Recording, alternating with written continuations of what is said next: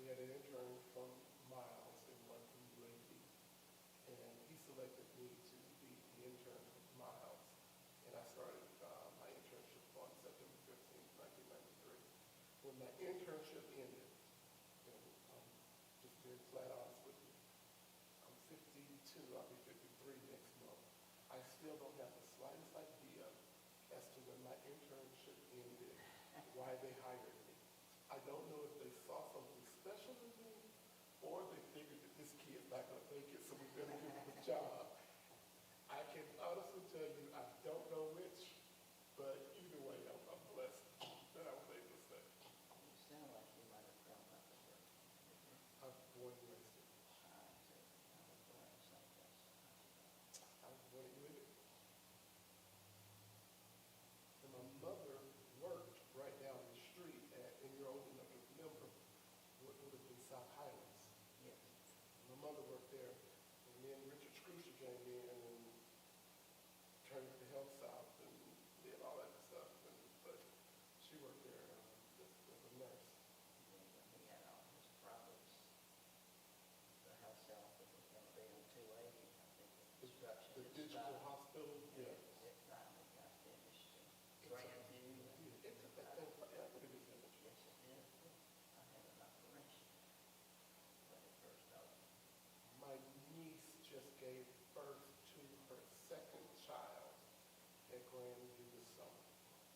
And that's the first time I've been there. And I passed by it for, it has to be more than 20 years. Yeah, it has to be about 20 years. Since it was started and constructed. But I passed by there and I never had the occasion to go inside of it. But I went and visited my niece this summer after she delivered her son. And that's the first time I got a chance to see the inside of it. And I still was, not happy, because what I didn't say is when the health side thing happened, my mother lost her pension in the health. Yeah, so she lived the rest of her days on Social Security. And, that was horrible. But, maybe that's been one of the reasons why I never went to the hospital. My niece was there, and I went inside, and as I walked inside, I still couldn't help but think, the person that was responsible for this was responsible for making my mom's life tough the last years of her life when it wouldn't have had to be. You don't know this guy over here, do you? Oh my God, you went to high school with that guy? Be careful. How you doing? I'm so glad to see you because I didn't call you on this. I'm going to be here tonight. And I was really, really feeling bad. I'm glad that I had said it because you really bad. Thank you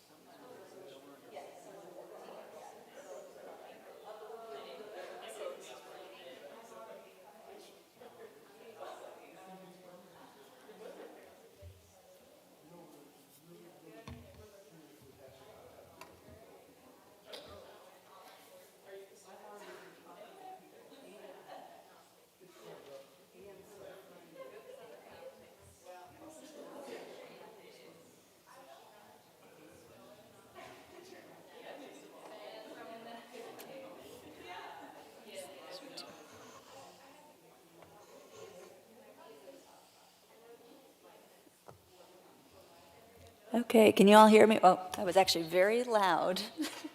I'm way too short for this table, but I'm only going to be up here for 1 second. But I just wanted to give a really quick thank you to our guest speaker for tonight, Barry McNealy, for coming and talking to us a bit about Martin Luther King Jr. and his work and his legacy. For those of you who haven't had a chance to learn from Mr. McNealy before, he is an amazing educator, and so y'all are really in for a treat. And I know that he's going to leave plenty of time for Q&A as well. So definitely, if you have questions, as we go, keep those in your mind. And looking forward to having a good discussion with all of you. So thank you so much. I'll hand it over to you, Barry. You can tie that up.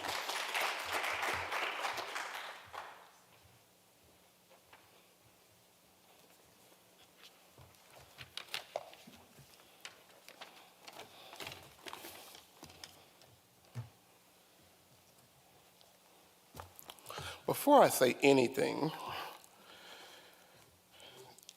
let me say that I grew up with a minister for a mother, and so I am highly uncomfortable standing here, but I'm going to do my best. And I'm a teacher, she was the preacher, so relax, I'm not going to have you here all night. But this is the reverence. I feel it when I stand here. Reverend Dr. Martin Luther King. And what does he mean to us?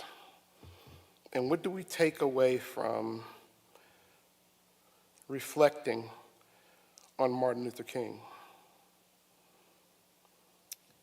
Well, before I began speaking about Martin Luther King, I'm going to share with you the words of another great American, not from the Civil Rights Movement, but from the Civil War, and before the Civil War. I'm going to share with you the words of a young Abraham Lincoln who spoke in 1838.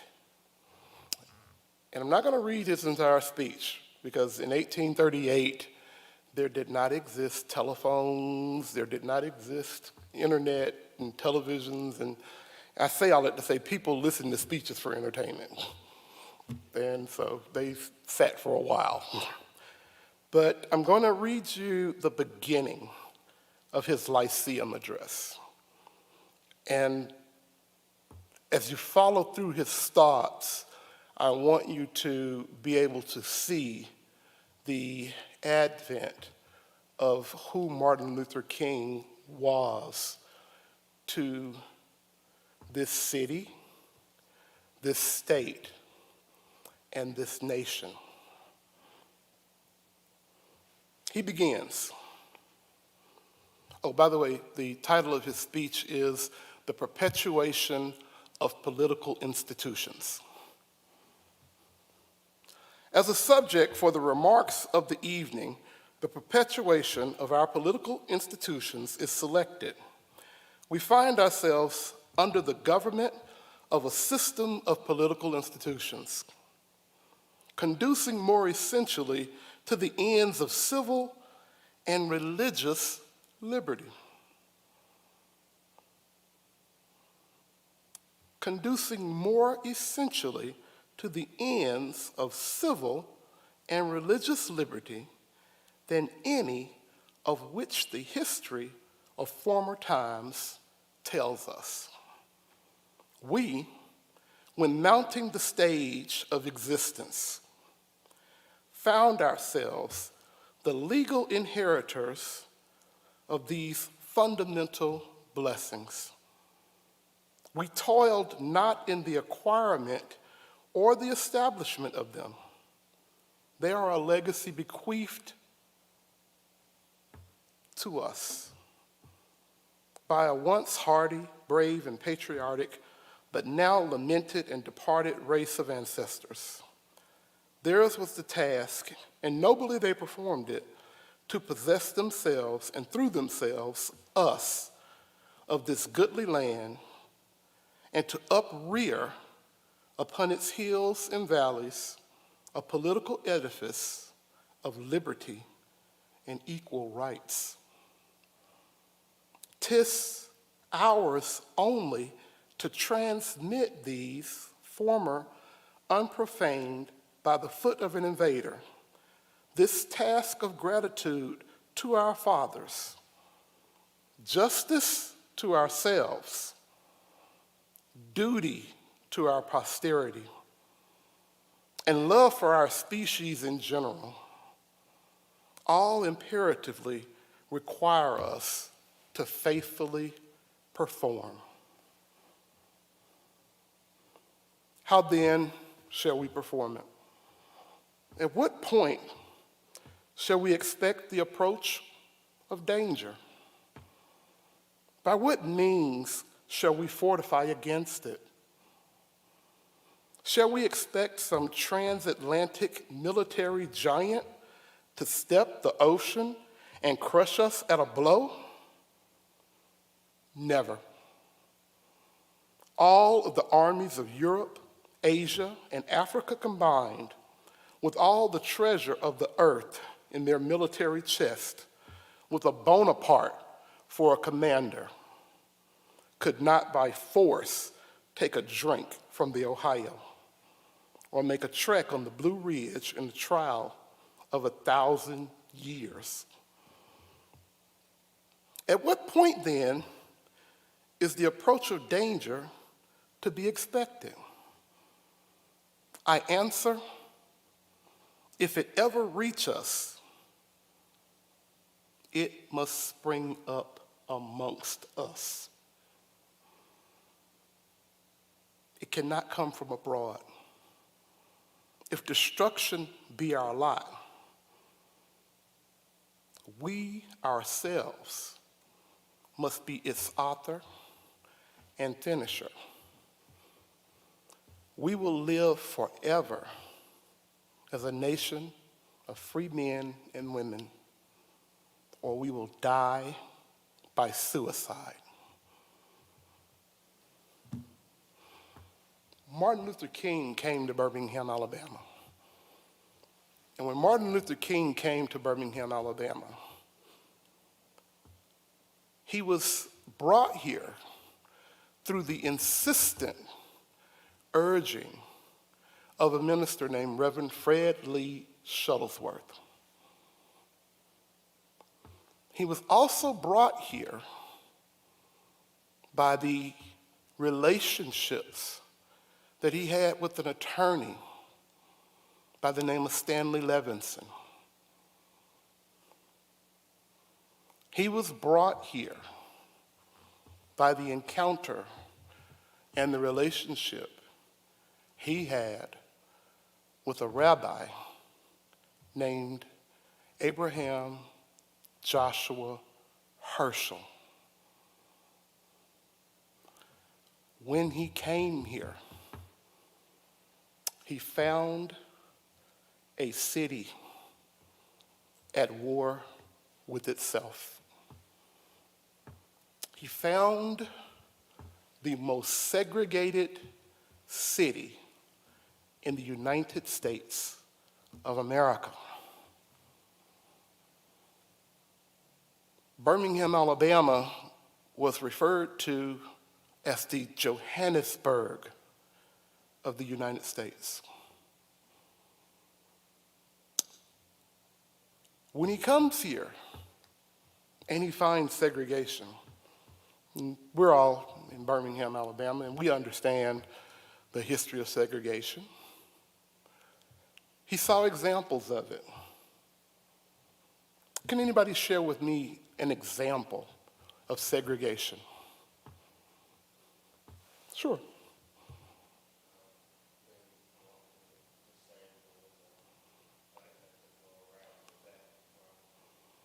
You had to have separate doors. You had to have a separate entrance.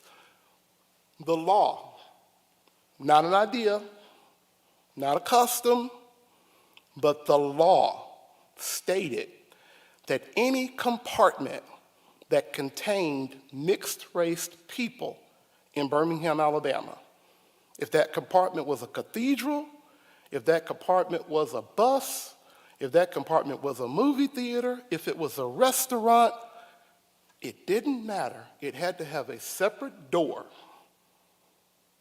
for separate races. And it had that because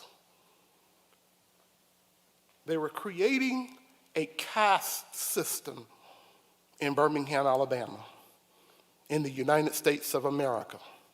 They were maintaining a caste system.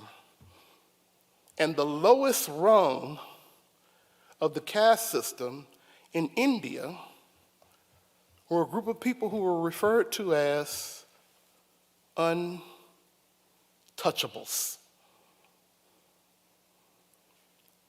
And if you and I were to walk in and out of a door at the exact same time, I'm a pretty big person. If we walked in and out that door at the same time, we're going to touch each other. I'll give you another example. Please. I lived through, when you took a bus, they had signs that were movable, and the bus driver saw there were more whites moving in the bus. He would keep moving back the sign, so there's enough space for the whites to sit up in the front of the bus, because the blacks were relegated to sit in the back of the bus. And so he would keep moving that sign until all the whites got their seats. And also, we talked about the two doors. The whites came in and went out the front door of the bus. The blacks had to go out the back door of the bus. And I never could understand that. When I would ride the bus, I was stuck with that. I'm going to come back to that. And hopefully I'll be able to illuminate that just a little bit.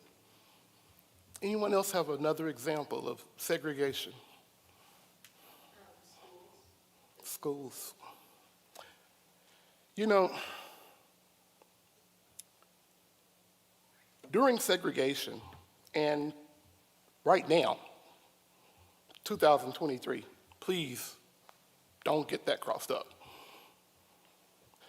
During segregation, there were two red lines, two third rails that you didn't want to touch.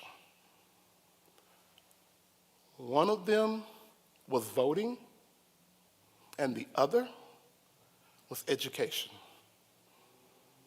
And the reason why these two things were so very important to virulent racists is because education and voting both inherently possess the power to change your reality. And we have to understand, I said, when Dr. King came to Birmingham, he came to a city at war with itself. Now understand, this war included one group of people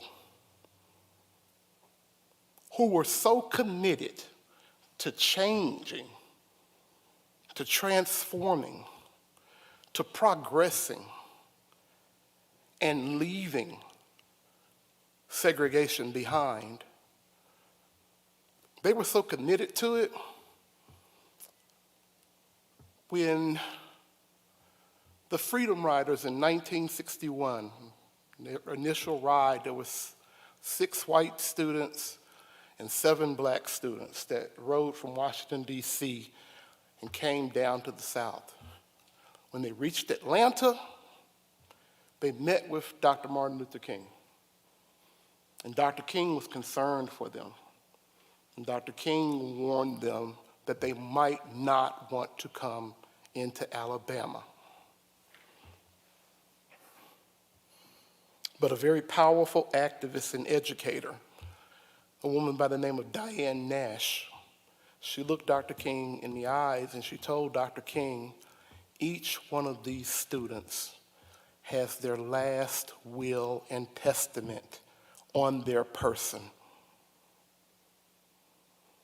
You had one group of people who were so committed to change that if necessary, they would lay down their lives for it. But they were enjoined in a battle with another group of people who were so committed, so dedicated to preserving the status quo that they would take lives if necessary. And Dr. King joins this battle. And so when we start talking about this segregation and changing it, we see that this was something that was very deeply ingrained in Birmingham. Somebody else, give me another example of segregation. You guys are great historians. Anybody? Yes, ma'am. Communities. In Birmingham, Alabama, people of color, and I'm speaking civil rights movement, 1950s. In Birmingham, Alabama, black people made up 43% of the population of the city. It's almost half.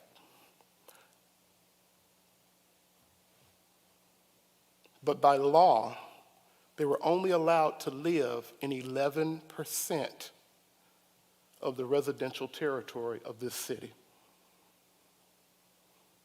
You couldn't see these lines on the street, but they existed.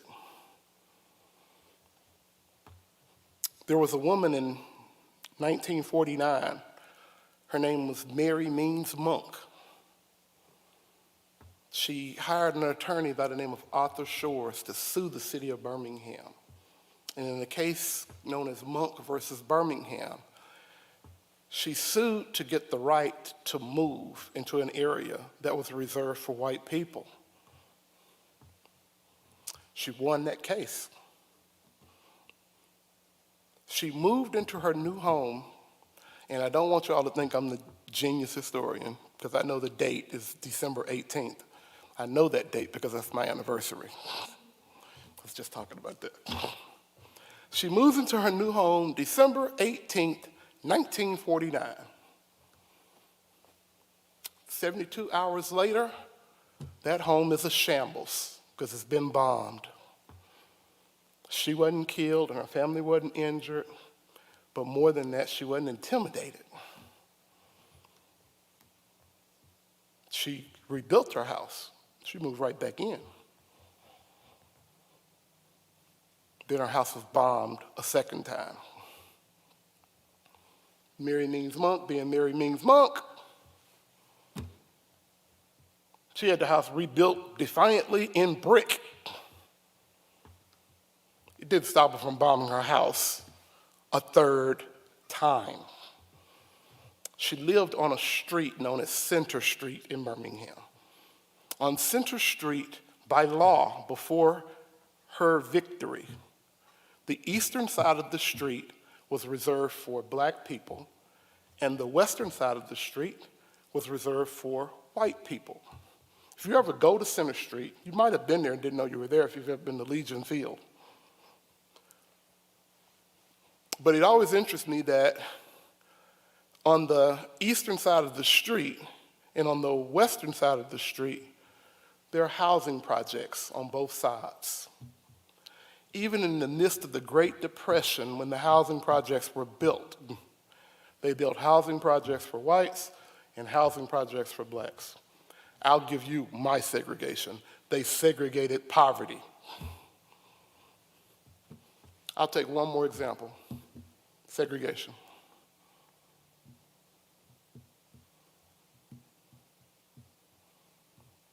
I'm a teacher, so I'm fine with uncomfortable silences, and I learned it from that lady right there. Thank you, David. Schools.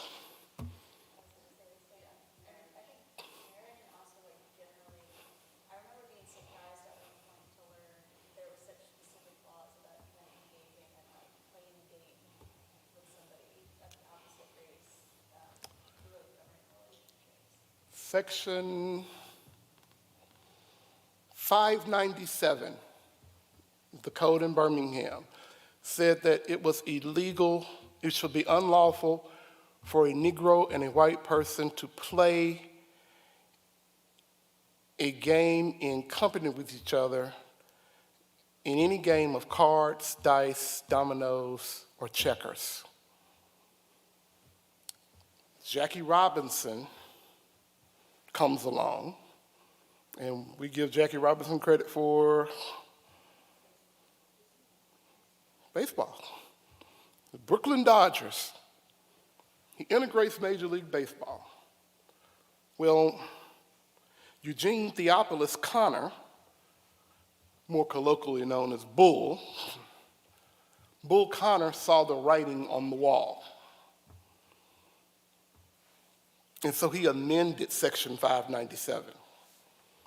And it became cards, dice, dominoes, checkers, baseball, football, softball, basketball, or any similar game. Yeah. And what Section 597 doesn't say is it was also illegal in Birmingham, Alabama, to build a playground for white students within 2 blocks of a playground for students of color. Understand, not only could you not play together, it was illegal for you to even see each other play. That's the Birmingham that Martin Luther King comes to. That's the Birmingham that Martin Luther King is urged to come to. That's the Birmingham that he arrives in. But when he arrives here, he knows something already that the rest of the country has to catch up with.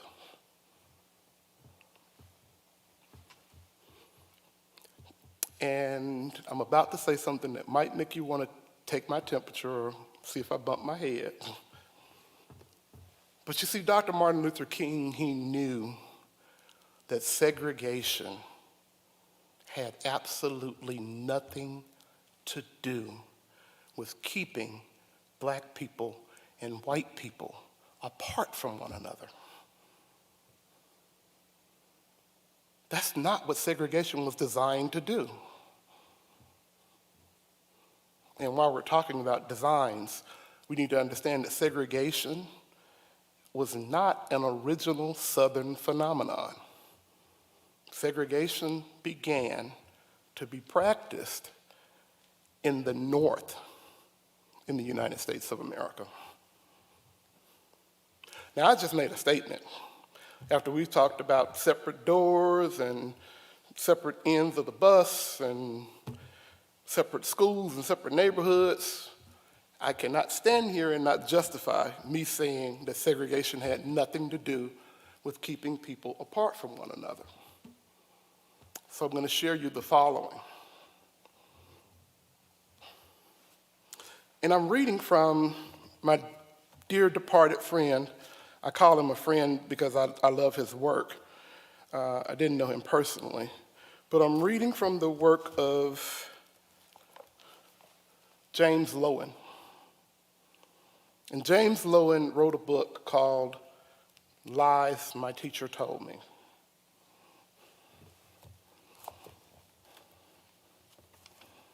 He says the following: textbooks need to offer the sociological definition of segregation, a system of racial etiquette that keeps the oppressed group separate from the oppressor when both are doing equal task. like learning the multiplication tables, but allows intimate closeness when the tasks are hierarchical, like cooking or cleaning for white employers. The rationale of segregation thus implies that the oppressed are a pariah people. Remember we talked about untouchable a moment ago? Unclean was the caste message of every colored water fountain, waiting room, courtroom Bible. Inferior was the implication of every school that excluded blacks. You see, this intimate closeness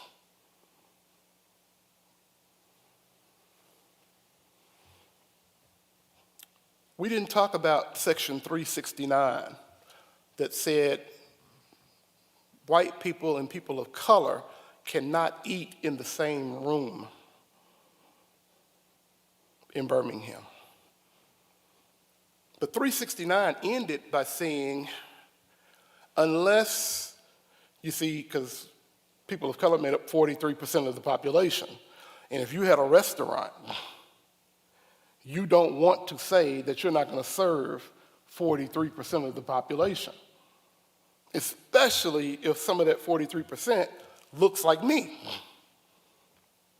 If you see me walking down the street towards your restaurant, you probably are not going to be thinking about the color black or white. You'd be thinking of green. I got to get him in here. He know how to eat. All right?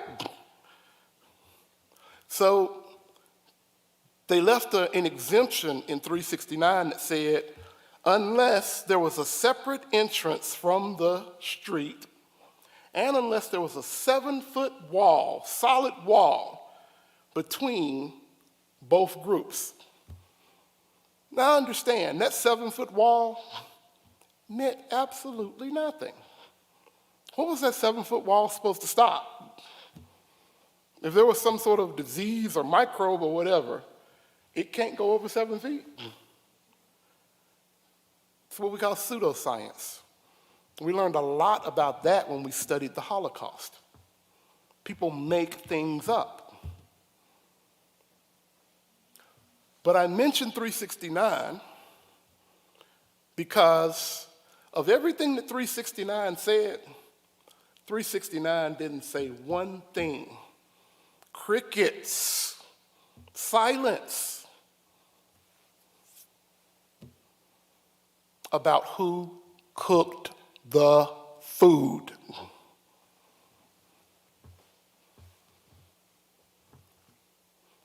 Think about that for a moment. If I'm cooking your food, I cannot get any physically closer to you.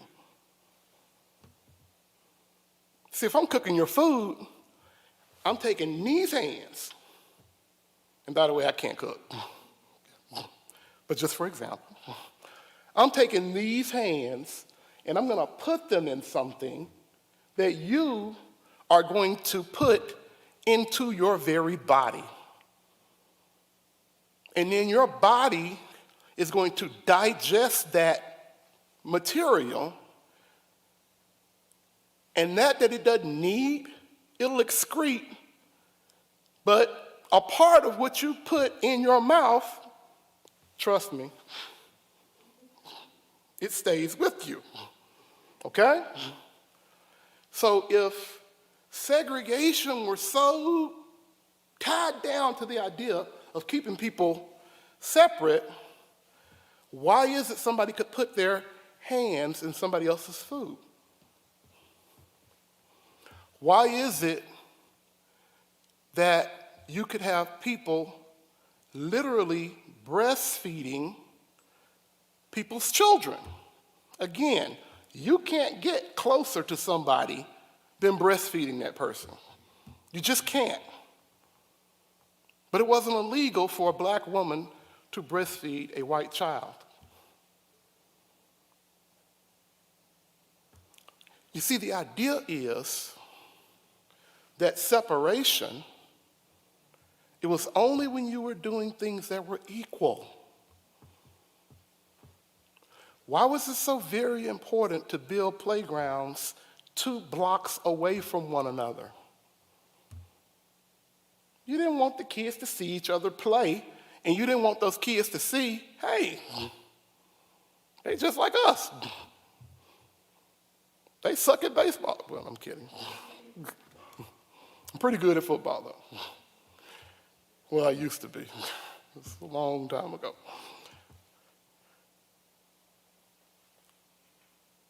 But it's a psychological thing. Put yourselves in the seat of a 6-year-old girl named Ruby Bridges that went to school for an entire year, and she was the only one in the classroom every day for the entire school year. Now, I didn't say she was the only one in the school. I said she was the only one in the class. The school building was teeming with students. She could hear them. She could see them playing out through the window. She knew they were there, but she was in a room to herself.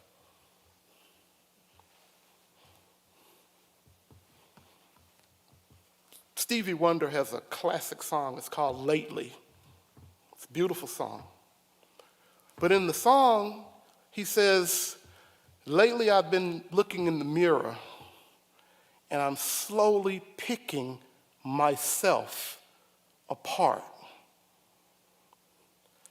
Can you imagine what it must have been to be that 6-year-old child having to make sense of why she was the only one in that room every day when there were students all around her?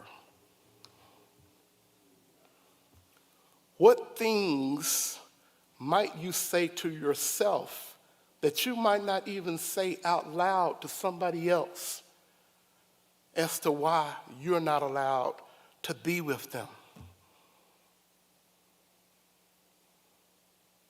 It could get really cold in there. It could get really ugly in there. And there is no good answer. And the whole idea of stepping on the bus and having to get off the bus and go to the back was because you had that designated door that you had to go through. You couldn't walk down the aisle of the bus. You had to get off the bus and walk around. Constantly, every day, from the time you left your house in the morning to the time you returned to it at night, you had to be untouchable. And please understand that untouchable, it meant this. You could be arrested for looking at a white person and not avoiding their glance.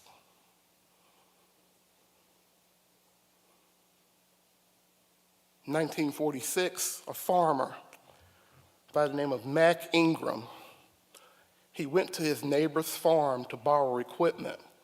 And he's going to borrow this equipment, and as he's going there, the farmer's daughter sees him, and she screams out and starts running. And they call the police on Mac Ingram, and the police come and they arrest him. And when they arrest him, they take him to jail, and he's brought to trial on a charge of rape.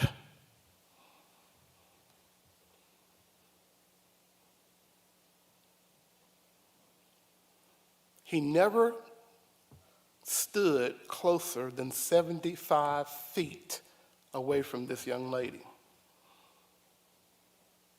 But he looked in her direction more than 75 feet away, and he was arrested and taken to jail. Eye rape. He was sentenced to 2 years hard labor. This is the world that Martin Luther King entered into. This is the world that Birmingham, Alabama took to a science. Every part of your daily life in this city was segregated. Every part. And as he comes in and he begins to work with the Alabama Christian Movement for Human Rights and Fred Lee Shuttlesworth, he's working on something in 1963. At the beginning of that year, it's important to understand 1963 started off with George Wallace being inaugurated. And what did he say?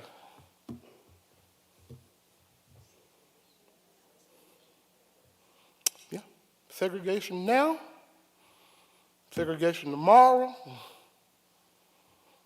segregation forever. That started in 1963. But while he was making those words, Fred Shuttlesworth and Martin Luther King were creating something known as Project X. You see, Dr. King had suffered a setback in a place called Albany, Georgia. There was a police chief there that was smart enough to turn the tables of nonviolence on Dr. King.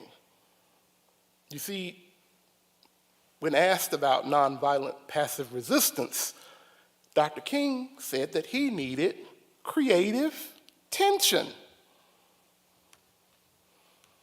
Creative tension means that you come to a place and you make sure that all HE double hockey stick breaks out in a nonviolent way, but you upset the regular function of a community, and you create such a crisis that people are called to come together and negotiate a way out of the tension. Well, Police Chief Laurie Pritchett knew this. And so when Dr. King comes to town, Laurie Pritchett was the sweetest person in the world when the cameras were on. Martin Luther King was there for months, got 500 people arrested. When they were arrested, they didn't go to jail. They went to the bus station, and Laurie Pritchett sent them out of town. No tension, nothing to see here. After a while, Dr. King leaves there, and people begin to say that he was defeated. And Fred Shuttlesworth contacted him, and he told him, he said, listen, you had the right idea, but you picked the wrong city. Come to Birmingham. We do not have Laurie Pritchett. We got that Bull guy. And Bull will be Bull. So the two men decided they were going to have the largest civil rights demonstrations in American history right here in Birmingham, Alabama. They just didn't have any idea how they were going to do it. And so they said that their plans were unknown. And in mathematics, and I'm not a mathematician, but we use X to represent an unknown variable. So Project X began. Project X lasted until Palm Sunday in 1963. On Palm Sunday in 1963, 3 ministers marched out of the doors of St. Paul's United Methodist Church. Reverend Nelson Fireball Smith, Reverend John T. Porter, and Reverend Alfred Daniel Williams King. This is Dr. Martin Luther King's younger brother. He lived here in Birmingham. He was a pastor at the First Baptist Church of Inslee. He was also a member of the Southern Christian Leadership Conference with his brother and the Alabama Christian Movement for Human Rights with Fred Shuttlesworth. These 3 ministers marched downtown, and as they're marching, people began to follow them, and Bull Connor, being Bull Connor, he had dogs attack them. Dr. Martin Luther King's chief executive, Reverend Wyatt T. Walker, when he saw the dogs attacking, and it's going to sound callous, but he said, now we have a movement. And that moment is when Project X came to an end. When they went back to St. Paul's, they began to call it Project C. And the C stood for confrontation. They were going to confront Bull Connor and Birmingham's apparatus at every turn. They even created routes that they were going to take. They had the education route that would take you down to the downtown public library where, if you were a person of color, you could not go inside unless you had a white person to vouch for your character. And even then, you couldn't check out a book. They had the government route that took you to City Hall, where you registered to vote. The Jefferson County Courthouse, actually. But blacks weren't allowed to register. During this time period in Birmingham's history, less than 1 in 4 black people who were eligible could vote. Ooh, I'm about to stop. It got good. I tell you, my mom was a minister. Forgive me. Slight soapbox. How is it we call ourselves a democracy when we have a history of prohibiting people from voting? Black people weren't even citizens in this country until the passage of the 14th Amendment. Native Americans who built this country weren't even citizens in this country until 1924, when the Native American Act was signed and passed. And women couldn't vote until 1929 with the passage of the 19th Amendment. I'm not even talking about the 1960s. But what's worse is, right this minute, there are people who are anti-democratic in their thinking, and I mean little d democratic.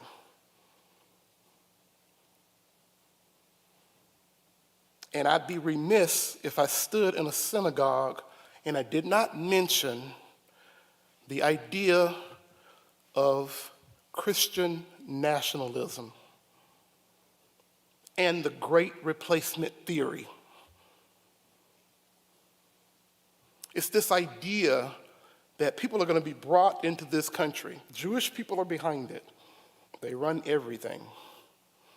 They have powerful lasers in space that can fry any one of you at a moment's notice. And Jewish people are going to bring unsavory, unintelligent people into the United States, and they're going to use those people to overthrow society and allow them to take control of the country. That's why when you saw the young people marching in Charlottesville with the tiki torches looking like real idiots, they were chanting, "You, Jews, will not replace us."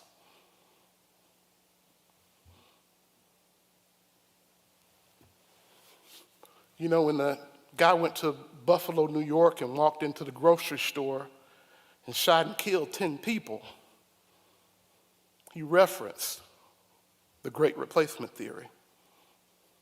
When the guy went to San Antonio to a Walmart, El Paso, and walked into a Walmart and shot over 20 people and killed them, he referenced the Great Replacement Theory. And I could go on and on and on about this Christian nationalism and the Great Replacement Theory.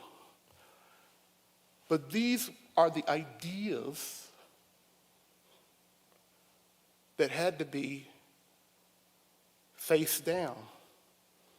Somebody had to stand up to that. And so they had the government route. And then they had the retail route. And the retail route would take you to the department stores where it was okay if you went in, but if you're a person of color, if you wanted a pair of shoes, you took a piece of cardboard and you would trace the outline of your foot, and you cut that out and you take it to the store with you, and you'd slide that cardboard into a shoe, like a Dr. Scholl's insert, to see if the shoe would fit your foot. Dresses, pants, blouses, whatever, you couldn't try them on. You had to eyeball it. And if you got it home and it didn't fit, well, you need to lose some weight, gain some weight, or do something, but it's yours. So they were going to go to the retail route. They were going to confront this city in every way they could because they knew that Bull Connor would be Bull Connor. Martin Luther King knew when he allowed himself to be arrested on Good Friday and taken to jail in Birmingham, he knew that Bull Connor was being Bull Connor. And while he sat behind those bars in that jail, he responded to a letter that was written by clergymen in this city that told him to slow down. Now, it's very important to understand why that letter was written, and I know I'm very, very short on time, if not over time. You see, Bull Connor had to go. And the city of Birmingham sponsored a special election to change the entire form of government in this city to get him out the office. Bull Connor didn't like Delta Airlines because they said they were going to integrate their terminals. And Bull Connor literally had the price of jet fuel raised on Delta, which was created in Alabama. Delta packed up and flew to Atlanta. Been there ever since. The Milwaukee Braves wanted a southern market. Birmingham, Alabama is home to the oldest professional baseball park in the United States of America. They looked at Birmingham, and then they saw cards, dice, dominoes, checkers, baseball, softball, football, or any similar game. And the Milwaukee Braves, they went to Atlanta.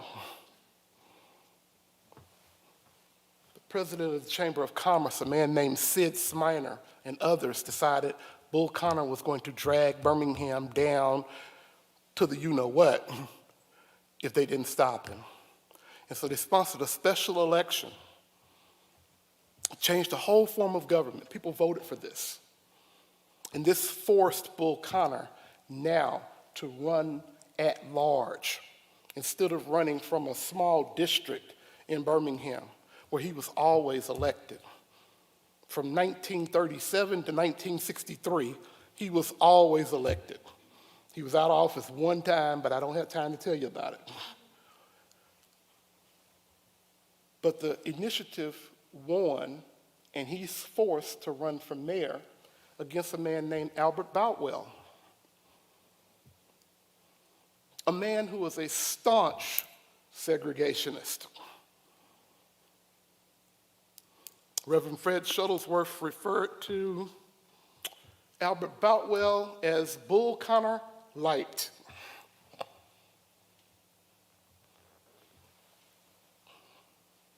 It was a contested election. The Ku Klux Klan voted in this election, by the way. They bombed Albert Boutwell's house to get him to drop out of the race. They preferred Bull Connor. But Boutwell didn't drop out of the race, and he won the race. When he won the race, he said that he was the victim of a communist conspiracy, and he refused to leave office. We're nonpartisan at the Civil Rights Institute, but if that sounded familiar, I wanted it to. Refused to leave office. For a period of 2 months, Birmingham had 2 mayors. The Supreme Court in the state of Alabama had to rule that Boutwell was the mayor of Birmingham and not Connor, and he finally relented and left office. I'll close with the idea that white supremacy, Christian nationalism, intolerance, bigotry, racism, anti-Semitism, all of those things are less today because Martin Luther King lived. But all of those things very much still exist. And it's our turn now. Thank you.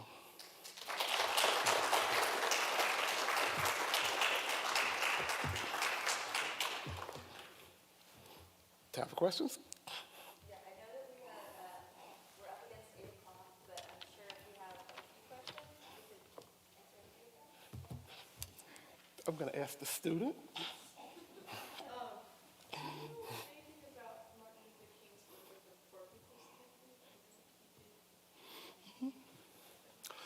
Reverend Dr. Martin Luther King, her question was, do I know anything about the Poor People's Campaign? In Martin Luther King's thinking, he said that there were 3 great evils: war, racism, and poverty. He'd done everything he could do about racism by the time we get to 1968. He began doing what he could about war in Vietnam. And of course, the Poor People's Campaign was going to be another March on Washington. And before they got to the March on Washington, they were called to Memphis, Tennessee, where sadly he was assassinated. But he was assassinated working for the rights, the economic rights of garbage workers. But that wasn't new. You see, here in the city of Birmingham,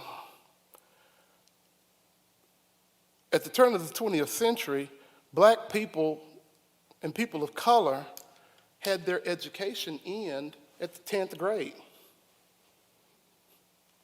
Their education ended at the 10th grade because the powers that be wanted them to be in coal mines, in limestone quarries, in blast furnaces.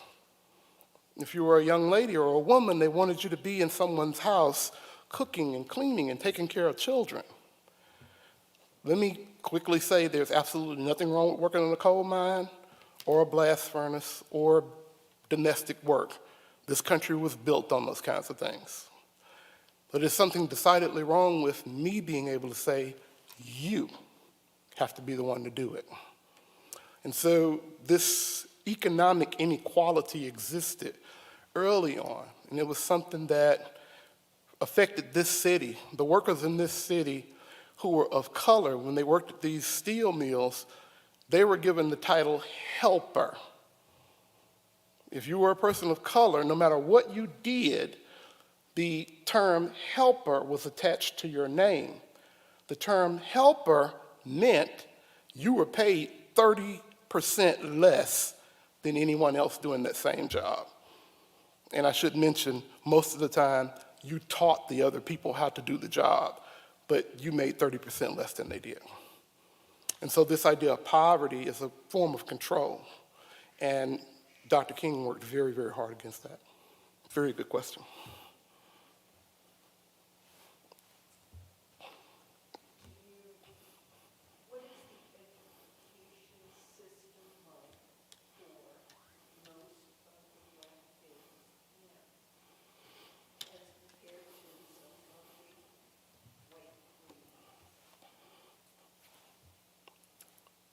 Answering that question takes me back to what I said a moment ago about the fact that bigotry and anti-Semitism and racism and all those things still very much exist, as much as we'd like to think that they don't.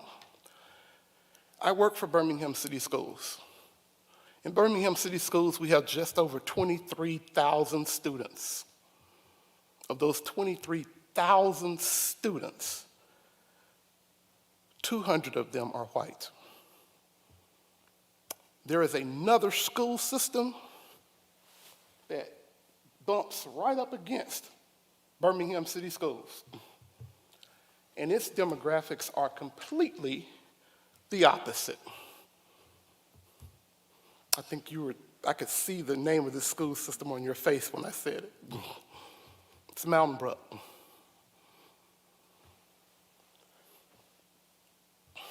We have retreated so much in terms of school integration that it is almost irrelevant at this point. It's almost to the point of tokenism. And your zip code should not define your education. Your zip code should not define the programs and the amenities that your education is based upon. But it does. And that's to our shame. It didn't start in Birmingham, by the way, it started in Boston. And it worked its way back down here. We can do better. We must do better. Yes, ma'am.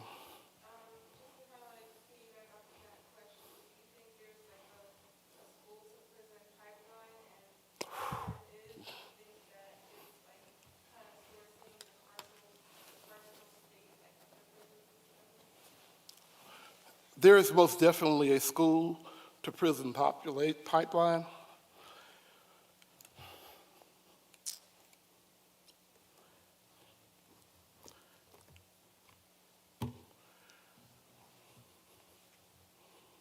The history of this country is the history of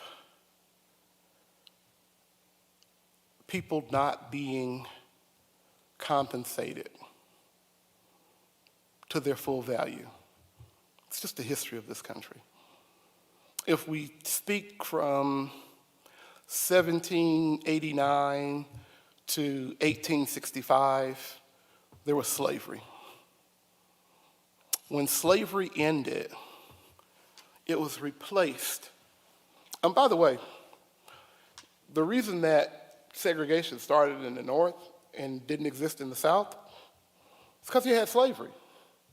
There was no need to mentally subjugate someone because the system of slavery already did that in a most inhumane fashion. But when slavery ended, it ended with the 13th Amendment. And the 13th Amendment was a wonderful idea, but it had a hole in it the size of this sanctuary. It said that involuntary servitude shall be unconstitutional except in cases where a person has been duly convicted of a crime.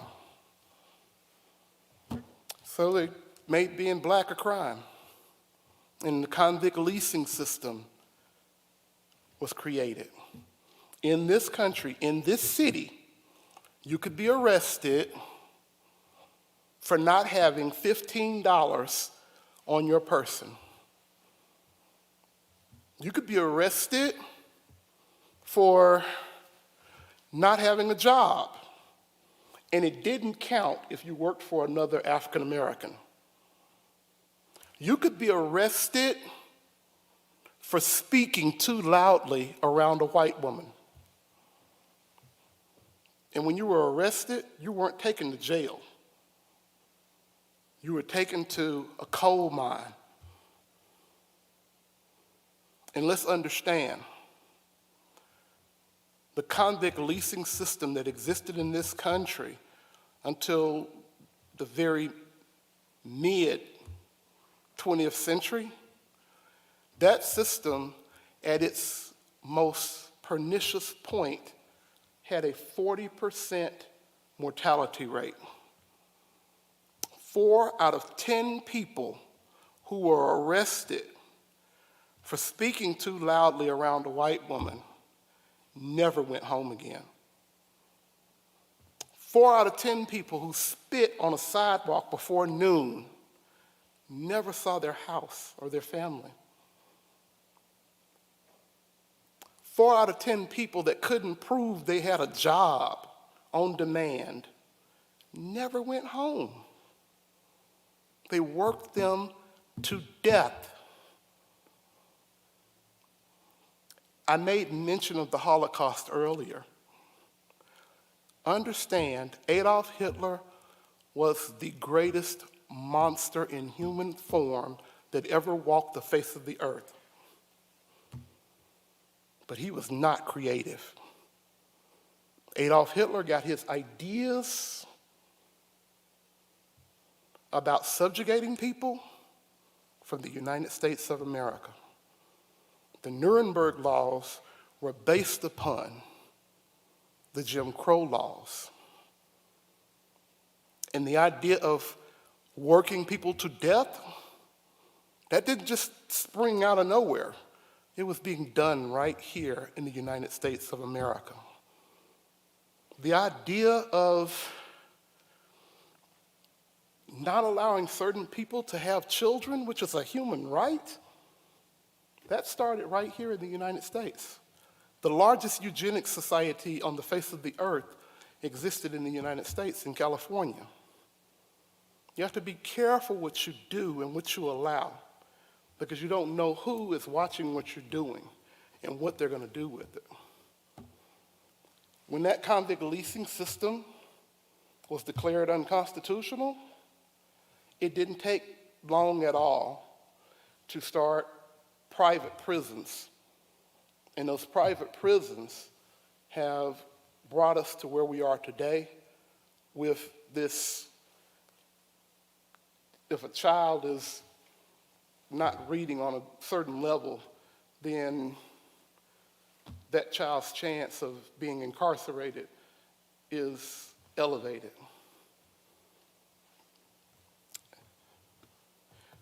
You know, I have a couple of sons, and